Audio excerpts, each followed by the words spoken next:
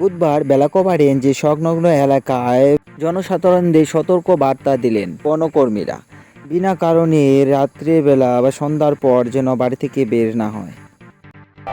সন্ধ্যার পরে এবং সূর্যোদয়ের আগে বাড়ি থেকে থাকার জন্য অনুরোধ করছে। অত্যন্ত জরুরি অবস্থা ছাড়া ঘর থেকে বাইরে বের হবেন না। প্রয়োজনে দলবদ্ধভাবে পর্যাপ্ত আলো দিয়ে বাড়ির বাইরে বের হন। সন্ধ্যার পরে রাস্তার পাশে বসে অপ্রয়োজনীয়ভাবে মোবাইল ব্যবহার করবেন না এবং কেউ যদি কোনো কাজ করে তবে তাকে সেই ধরনের কাজ না করার পরামর্শ দিন।